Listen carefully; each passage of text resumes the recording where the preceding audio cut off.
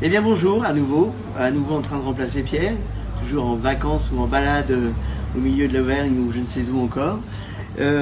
Écoutez, bienvenue au 143 rue Oberkampf chez Monsieur Appert. Encore un nouveau produit, des nouveaux jeunes producteurs, plein de talent, talentueux, plein de dynamisme, avec plein de belles choses à découvrir. Écoutez, c'est Romain et c'est Baptiste qui est à côté de moi, qui a fait la démarche de venir nous voir et être là quelques jours sur Paris pour vous faire découvrir. C'est une jeune société, ça fait à peine 2 ans, ils vont fêter leur anniversaire je crois dans 15 jours exactement. Ouais. Exactement. Donc on est dans le cochon, des terrines absolument extraordinaires, avec des petites choses qui de temps en temps on va lorgner quand même du côté du foie gras, des jolis noms, des jolies petites boîtes très colorées, Divin, Éternel, Majesté, il y en a la dernière, Genèse. Je n'ai pas encore goûté à Genèse, on verra ça tout à l'heure. Donc en tout cas, je vais laisser évidemment parler Baptiste de son histoire et comment c'est arrivé et comment ça s'est créé. Mais en tout cas, je peux vous assurer, depuis ce matin, on a tous goûté ces jolis produits. C'est exceptionnel, c'est très équilibré, pas trop salé, ça c'est à noter. Tellement de choses très salées aujourd'hui. Donc Baptiste, bonjour, bienvenue. Bonjour. Merci beaucoup. Dans la maison. Donc, alors, racontez-nous. Alors, en fait, je vous raconter un petit peu l'histoire des conservistes. C'est tout simple, c'est une aventure entre deux amis, Romain et moi. Donc on s'est lancé exactement il y a 2 ans dans la production de conserves artisanales. Où voilà, on a voulu repartir sur une conserve, sur les conserves de terrine en boîte métallique, ouverture facile, ou parce que on s'est dit pourquoi pas dépoussiérer un petit peu, tout cet univers.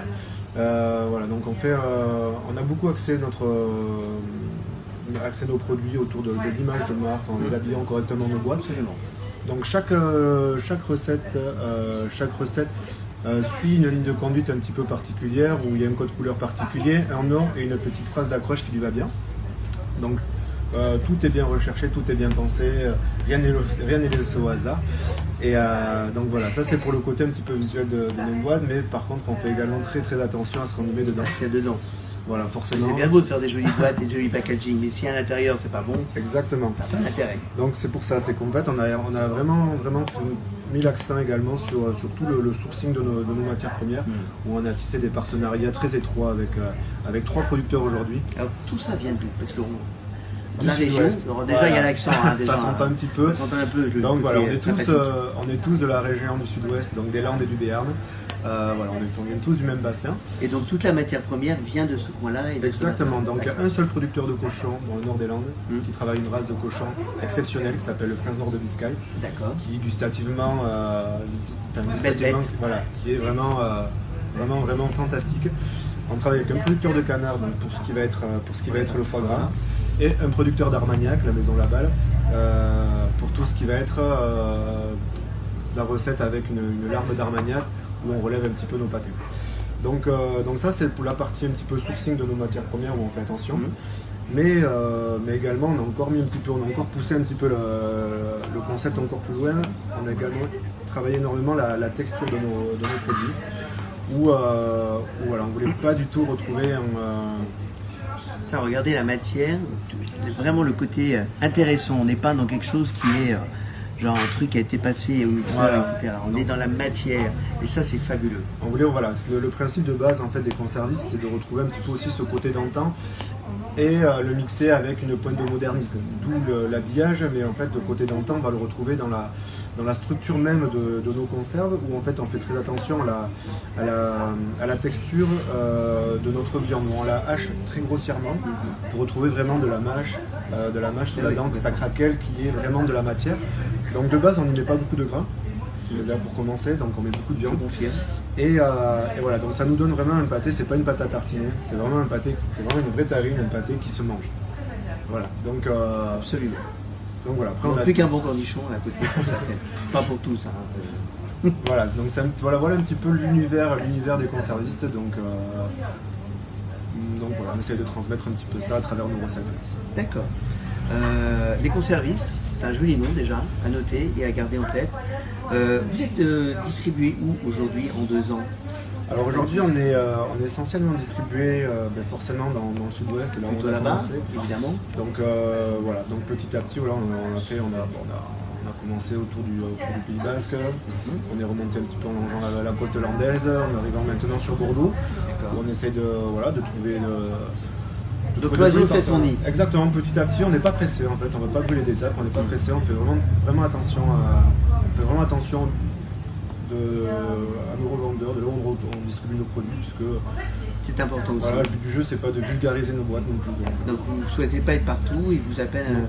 L'idée, c'est de pas de faire de la masse, c'est de rester dans le qualitatif, évidemment de grandir parce que c'est le but de n'importe quelle société quand même. C'est aussi notre mais c'est pas non plus de faire du quantitatif pour que d'un seul coup le produit s'en ressente. Voilà, on n'a pas envie de perdre notre identité première, donc on fait attention, sans brûler d'étapes, on essaie de grandir petit à petit et correctement. Voilà un petit peu l'histoire des conservistes. Voilà, les conservistes, on garde ça en tête parce que ça va faire un joli voyage. Les conservistes aussi, c'est un petit mix aussi, puisqu'en fait il y a beaucoup de jeux de mots dans tous nos noms d'étiquettes, mais également sur les conservistes, c'est un petit mix entre les conservateurs, le côté traditionnel de la terrine, et pas les additifs, on est bien d'accord. Sans additifs, là par contre on est là sans rien du tout. Et les progressistes, donc ça fait un petit mix entre les conservateurs et les progressistes, d'où les conservistes. Donc les conservistes, à garder en tête, vous les retrouverez évidemment dans cette maison, jusqu'au 30 déjà, ils seront à peu près là. Ils seront là, nous on est là jusqu'à samedi. Jusqu'à samedi, peut-être dimanche. Peut-être dimanche. Mais après on verra, peut-être qu'on gardera quelques boîtes, histoire de dépanner, on verra comment ça se passe. Jusqu'au 30. Après, vous connaissez l'histoire maintenant par cœur, les travaux, et à la réouverture en octobre, c'est sûr, vous retrouverez ces produits, soit à manger sur place en consommation immédiate, soit à emporter à la maison dans ces jolies boîtes colorées. Voilà, Baptiste, merci beaucoup. Merci, ravi, et bien au plaisir de vous retrouver avec un prochain producteur, artisan, de qualité, évidemment. À bientôt. Eh bien, après mon voyage d'hier et d'avant-hier au pays des volcans, qu'on appelle l'Auvergne, on a remonté un tout petit peu et nous allons bourbonner ensemble. Alors, mon ami Patrick, qui m'a hier remplacé avec autant de bonheur que je me demande si je vais continuer, eh bien, présente-nous tes amis. Eh bien, écoute, bonjour Pierre, déjà pour commencer. Voilà, mes deux amis qui sont arrivés ce matin sur Paris sont issus de cette très belle région que tu évoquais à l'instant. Donc Claire, Thierry, donc deux artisans, encore deux artisans de qualité, qui ont le mérite de travailler et de faire entre autres choses, parce qu'on va les laisser s'exprimer, travailler la pomme et le cidre de pomme notamment. Et donc bonjour Claire, bonjour Thierry. Bonjour Patrick. Vous allez bien? Bon. Très bien. Écoutez, parlez-nous un peu de votre travail, votre métier, comment c'est né, par quoi ça a commencé? C'est quoi la genèse de l'histoire? La genèse de l'histoire, ça c'est une bonne question. Mais oui. La genèse de l'histoire a commencé du temps de mon grand-père qui nous a transmis des vergers plantés de pommes de variétés anciennes, presque endémiques, puisqu'on a des pommes de variétés protégées comme la Rainette marbrée d'Auvergne. Et avec ces pommes, donc mon grand-père a passé sa vie à les cultiver, à les commercialiser. Et nous, pour vous résumer l'histoire, on a commencé à les transformer. D'accord. Donc c'est combien de générations au niveau au niveau du lieu, nous, on est la 4e génération. 4e génération. 4 générations de pommes, entre autres. Voilà. Très bien. Et donc nous, ce qu'on a apporté dans cette histoire, c'est la transformation en vinaigre. Alors pourquoi le vinaigre de cidre? Mais quelle idée! Alors on ne sait pas pourquoi les idées viennent, mais toujours est-il que le vinaigre de cidre, c'est un vinaigre qui est connu depuis la nuit des temps et qui est particulièrement bien adapté à la cuisine. Et comme nous, on aime bien manger, finalement, on a développé ces vinaigres de cidre en utilisant des méthodes très traditionnelles. À savoir qu'on n'utilise aucun additif, toutes les levures nécessaires aux fermentations sont déjà dans la pomme. Voilà. Donc il n'y a pas besoin d'en rajouter. On ne rajoute rien. C'est le temps qui fait le vinaigre. Le temps, bien sûr, et l'attention qu'on y porte. Donc nous, on ne fait que des vinaigres affinés. C'est-à-dire que déjà, rien que pour arriver entre la pomme et le vinaigre, il faut presque un an. Ensuite, on laisse vieillir au moins un an et on fait ce qu'on appelle après de l'affinage. C'est-à-dire qu'on va passer ce vinaigre, on va le laisser en fût de chêne vieillir et s'affiner pendant plusieurs années. D'accord, donc c'est en du fût de chêne qui sont affinés. Il y en a un qui est affiné en fût de chêne, mais les autres sont affinés dans des jarres de grès. D'accord. Ok. Et dans ces jarres... Et c'est quoi, qu'est-ce qui va faire la différence du coup? Alors il y a plusieurs choses qui vont faire la différence. Déjà il y a le récipient, la forme du récipient, et il y a aussi, je dirais, sa perméabilité à l'air. Parce qu'en fait le vinaigre s'affine en s'évaporant très légèrement, comme le vin. Donc il ne va pas s'évaporer de la même façon dans un de bois que dans une jarre de grès. Et dans la jarre de grès va avoir un effet qui va le faire s'affiner tout en le conservant.